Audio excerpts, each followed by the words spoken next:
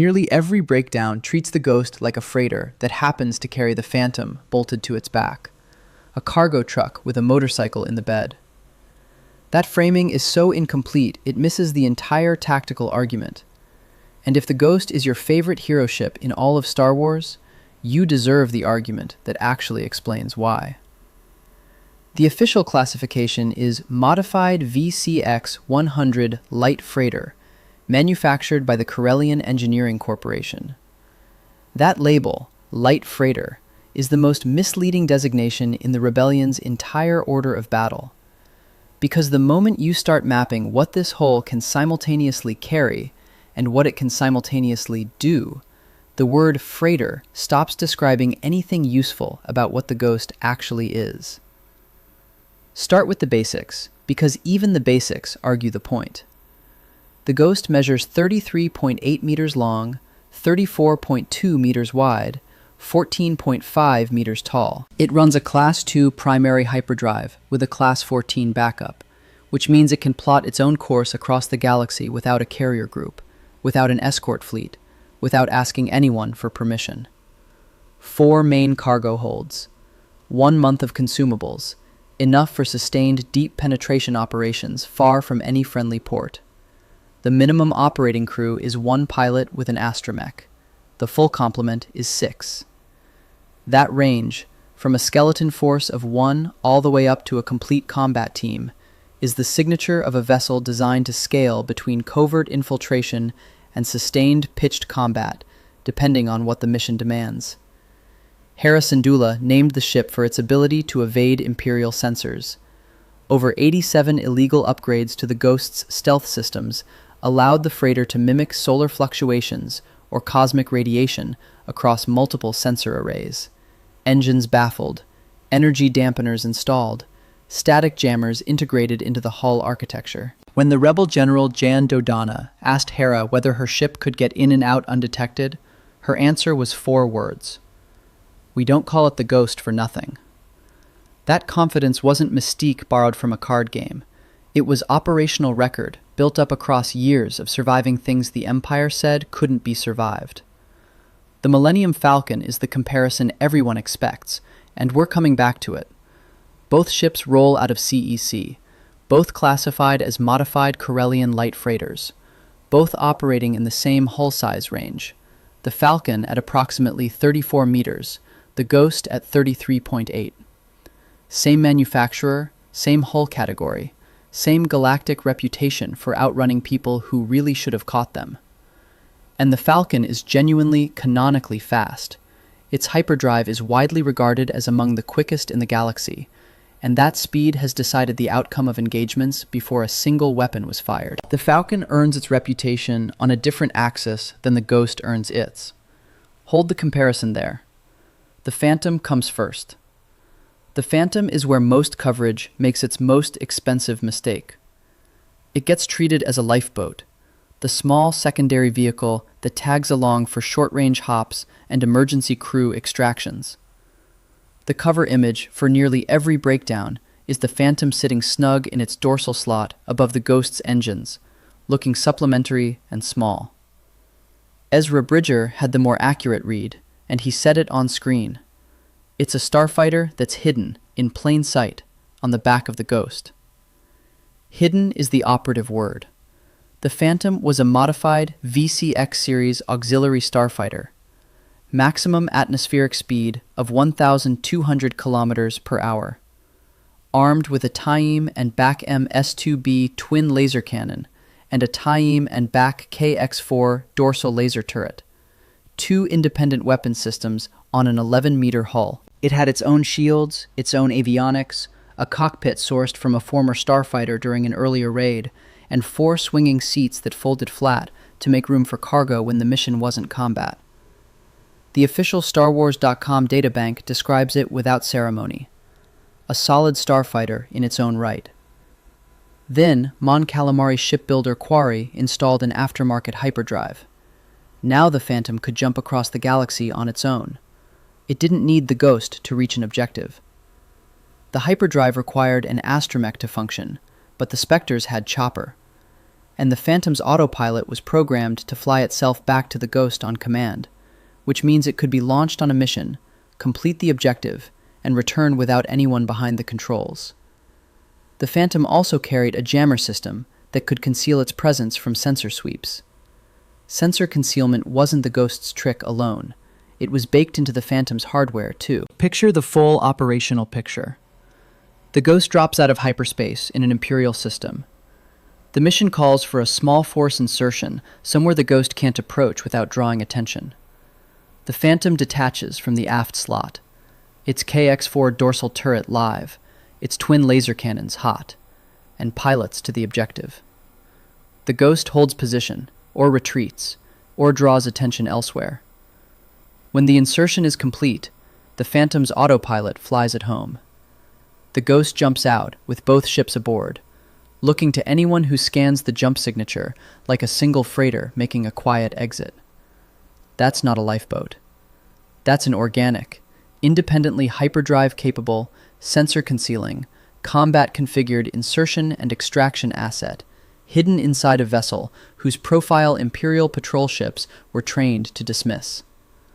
One ship operationally, two ships tactically, with the tactical half concealed until the precise moment it was needed. The Phantom's destruction at Reclam Station reduced this capability. The replacement, Phantom II, was a Sheathipede-class transport shuttle, a recovered, Separatist-era hull, the Spectres modified with weapons and a custom docking system. Different hull class, different performance envelope, different lineage entirely. The force multiplier argument is strongest during the original Phantom era, but the Ghost's docking architecture itself never changed, and what this hull can simultaneously carry is a larger story than the Phantom alone. Here's the detail that most coverage missed entirely, and it starts with how the Phantom docks.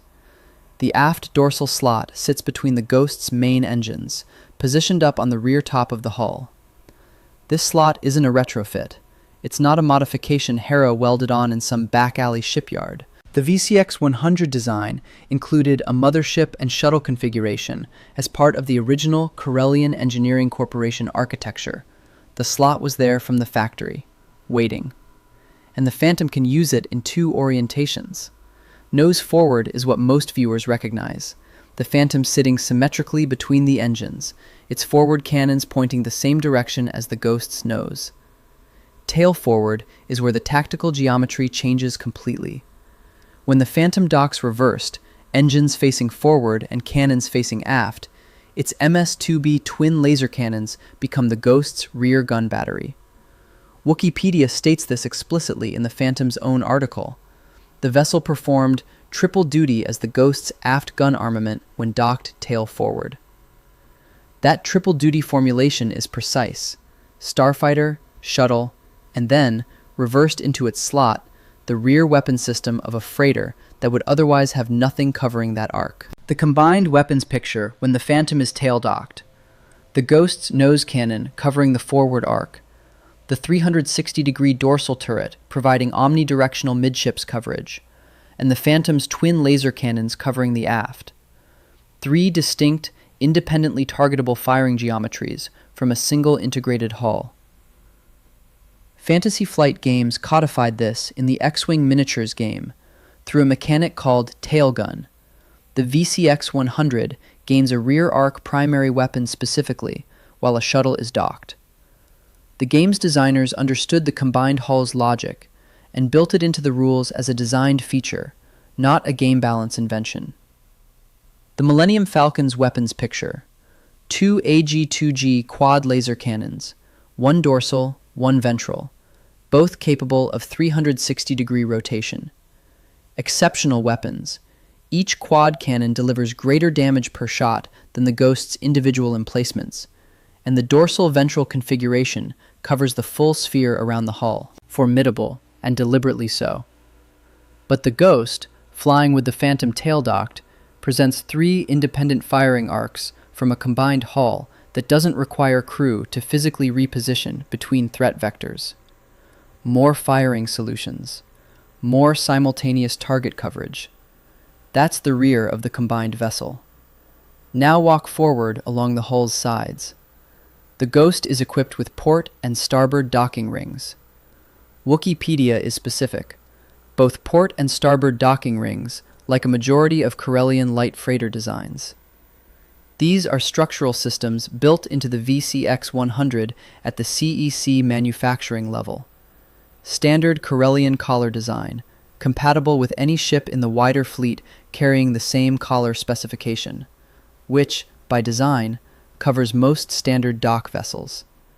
The rings sit mid-hull, one per side. They are docking interfaces. The Jazzwares Star Wars Micro Galaxy Squadron Ghost Secret Mission Set, an officially licensed product, describes what those rings carry in its product text. The 3 smaller ships can securely dock with the Ghost with the Y-wings attached to its right and left airlocks and Phantom shuttle above its engines. All simultaneously. Phantom in the aft dorsal slot, Y-wing at the port docking ring, Y-wing at the starboard docking ring. 3 ships on the hull at once. Walk the hull again, this time slowly. Aft dorsal, Phantom, independently hyperdrive capable, armed starfighter. Port side, Y-wing, bomber class, combat loaded. Starboard side, second Y-wing. 3 ships simultaneously docked on a vessel classified as a light freighter. The Ghost isn't transporting them as cargo, it's staging them for deployment. The docking rings aren't carrying freight, they're holding a fighter wing. That is a carrier operation. That is a squadron launch from a single hull vessel operating with a crew of 6. The side rings' standard Corellian collar design means they aren't limited to Y-wings by construction. During the wartime carrier shortage Phoenix Squadron faced, the Ghost's side rings also carried A-wings. No hull modification required. The infrastructure was already there, factory installed by CEC. Phoenix Squadron needed carrier capacity. The Ghost provided it, because no other vessel in the fleet could perform that function without dedicated carrier infrastructure. The Rebellion looked at what it had and found a pocket carrier hiding inside a freighter hull category, operating at the tactical level of a vessel 2 or 3 classes above what its official designation suggested. Now let's give that a proper framework, because pocket carrier still undersells one dimension of it. Carriers in military doctrine are high-value assets that require a protective screen. The carrier depends on other ships to survive. The Ghost doesn't need a screen. It brings its own, which makes the more precise characterization a one-ship strike group. Map the criteria. Independent deep penetration capability. Class 2 hyperdrive. No carrier group required. No external logistics chain needed to reach an objective anywhere in the galaxy. The Ghost charts its own course. Organic insertion and extraction asset. The Phantom. Independently hyperdrive capable after Quarry's modification, equipped with sensor jamming, armed, and capable of autonomous autopilot return. Deployed when needed, retrieved when the mission is done. Organic fighter screen, 2 Y-wings, deployable from the port and starboard docking rings the moment the Ghost drops from hyperspace at the staging point. Full spectrum threat engagement. Wikipedia records that the Ghost carried enough forward firepower to destroy an Arquitens-class command cruiser.